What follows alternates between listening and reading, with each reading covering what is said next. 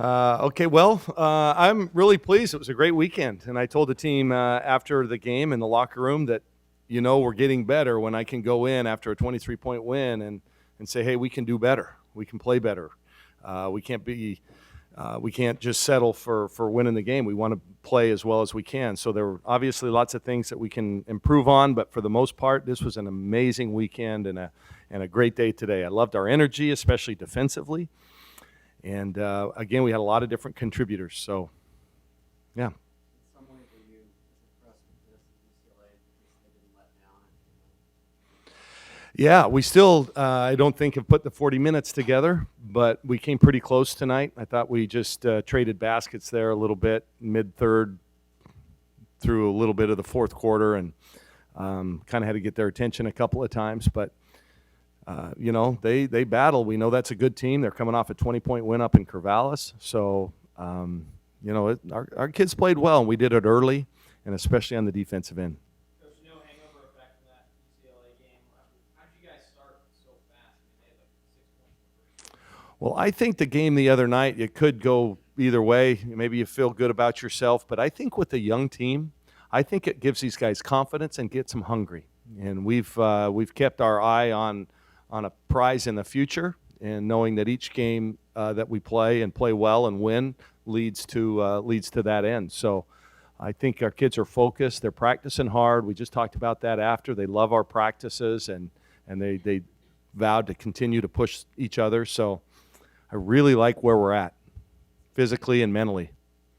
Speaking of that kind of end goal, one of them being going to the NCAA tournament, do you guys kind of reflect on this weekend of what this has been able to do to bolster that NCAA tournament? Well, I think, first and foremost, we got 2 Pac-12 wins. We're now back to 500. We're competing for, maybe a spot in that upper group a little bit, which is great.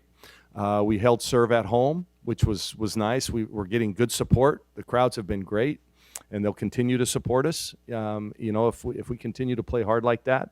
And then I think especially the UCLA game was a signature win that you want to get this late in the year. So, and then USC's, listen, those guys are pretty good. We made them look, not as good as they are capable of being today. And so I just credit a really hard-working group. What do you attribute the improvement in defense? Is it their understanding spatial relationships better, communicating better? What is it that's causing this? C, all of the above. I mean, seriously, and I think we talked about this early on when we were giving up lots of points. I think a team defense takes the longest to build. It really does. And when you have so many new kids and so many young kids, it's the Beavers, who defend as well as any team in our conference over the last 4 or 5 years, they didn't do it in the first year. It's something that you continually build upon. And so I love how these kids are getting it. We're sticking with it. We practice a lot. We practice a lot more defensively right now in practice than we do the offensive end. So I think it's just they're starting to get it. And if they see rewards, then, it fuels them even more. This is not a good play from you guys play down there, but solid stat line recently. What are you guys going to do against her? Well, kind of the same thing we've been doing with all the posts. You look at all the good post players in this conference. You got to help when you can. You double when you can. You mix up defenses. You focus on blocking her out. All the little things. And we're blessed to have a lot of different post players that can, they all have 5 fouls, and, they can stay rested because we have some depth there. Mallory's jumper from free throw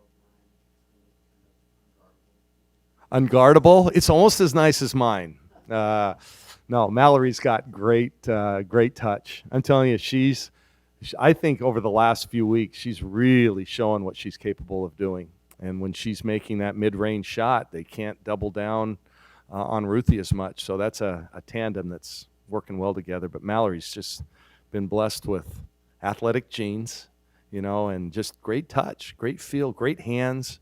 I always say the 2 most important things posts need are hands and heart, because it's tough down there, and you got to have great hands, and she has both.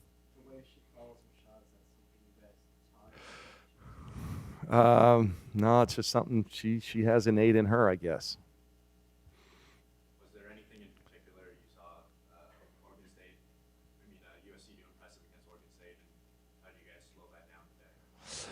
Well, they got the pace there a lot more frantic than they did here. I think we did turn it over a little bit, but those turnovers didn't lead to a lot of quick lay-ins, and they kind of got the Beavers off their game a little bit. And I thought we, for the most part, did a good job, and we got it inside early and made some baskets. So, yeah. What can you say about just Sabrina's weekend, triple-double and then a double-double? Yeah, Sabrina's pretty good.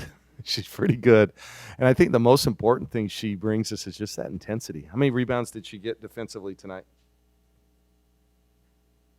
10. So Sabrina Ionescu had 20 defensive rebounds against these athletic teams from California. 20.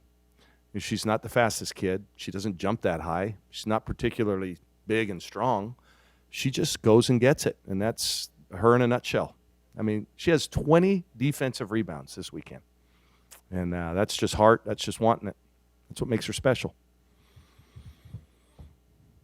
Okay, you guys, enjoy your Sunday.